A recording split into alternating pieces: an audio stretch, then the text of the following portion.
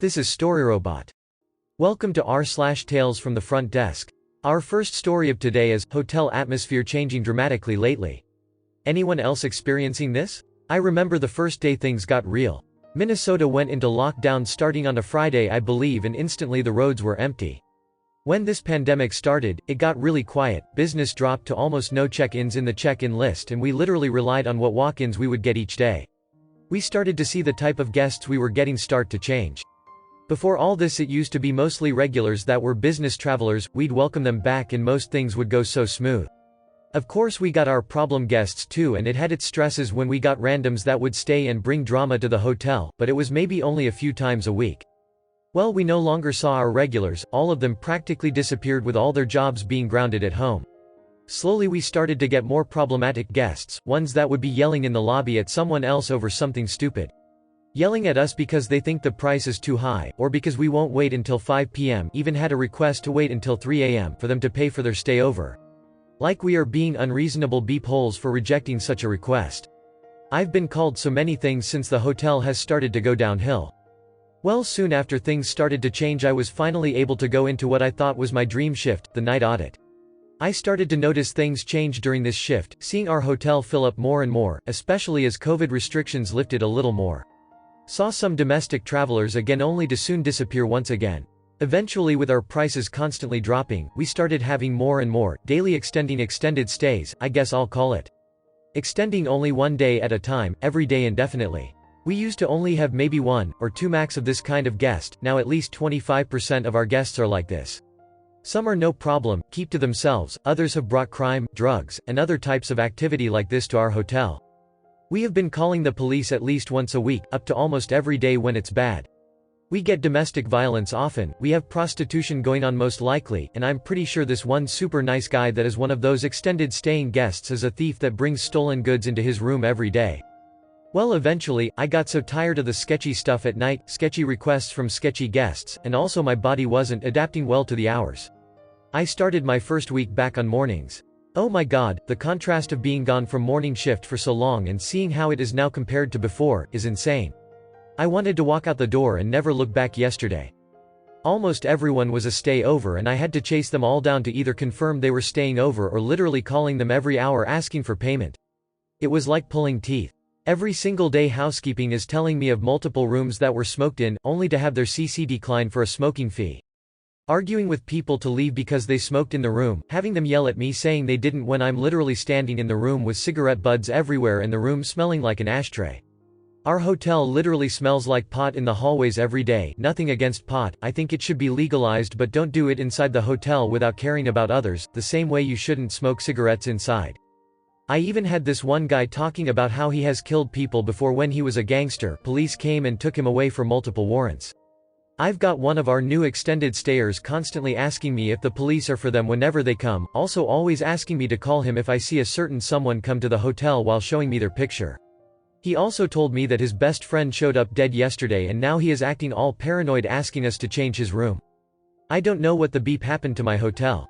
I feel like I'm at some run-down drug-riddled motel on the side of the freeway. I don't feel safe working there anymore. I had a dream someone came to the front desk, pulled out a gun and shot me. All of our regulars have all disappeared. The truck drivers that continued to work through the pandemic have slowly stopped showing up.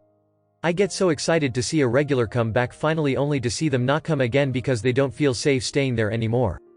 We just renovated with a new owner right before the pandemic, the rooms look so amazing and we were so excited for the new looking hotel with rooms we could be proud of to have our guests stay in, only for them all to get damaged, with people literally stealing several of the screwed-in USB hubs in the built-in computer desk. My manager that has worked 17 years there said she is planning to mostly leave this spring, maybe working only a couple days, or not at all if it continues to get worse.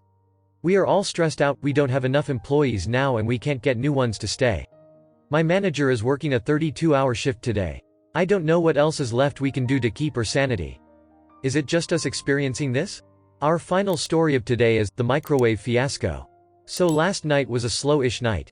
We ended up having a few walk-ins and new reservations coming through, mostly for people here on business hoping to wait out the storm that's supposed to be hitting the Northeast this week. Lots of them left their original hotel because our hotel, as an extended stay, has kitchenettes in every room. They have a full-sized fridge, an electric range, and coffee post and microwaves, so understandable that they'd opt to stay here instead of a standard hotel room if they're going to be possibly snowed in for a few days. This brings us to our tale today, about a man and his microwave. We get our first call around 7:30 p.m. from a gentleman who wants to know if someone can come figure out what's wrong with his microwave. Unfortunately, neither myself nor my coworker are on the maintenance crew.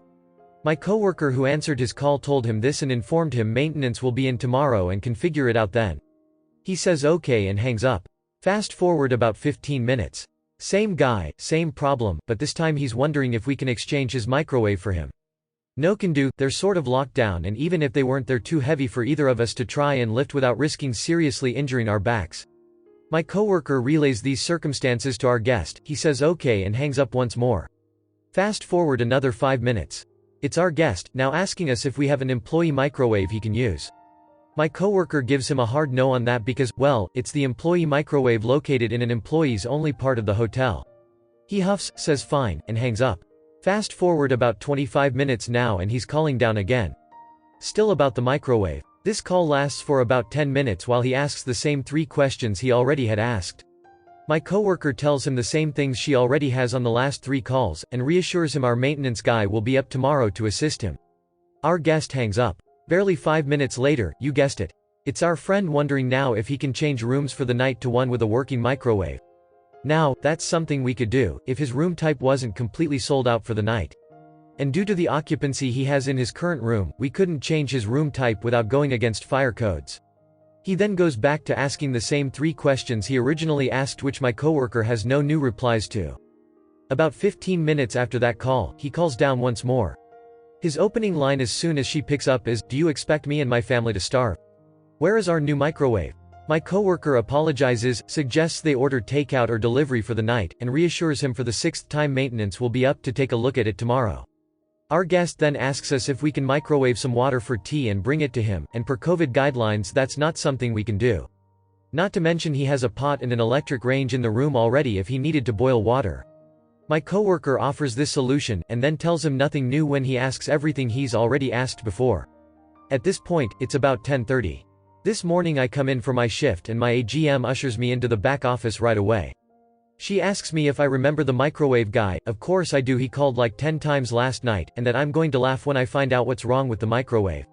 I guess he called down this morning wondering when maintenance would be around to fix the issue with his microwave. As maintenance was making his way up to the room, he called the desk 3 more times asking when there would be someone to fix the microwave, how we're all rude, stupid and unhelpful, how we want him and his family to starve, even going as far to say he'd take the issue to corporate. Maintenance gets there and guess what? It was user error all along. Yup, he literally just had to close the door all the way for it to start running. I laughed so hard when I heard I damn near pissed myself. Thank you for watching. Error. Problem detected. Not enough subscribers. Please subscribe, like and comment.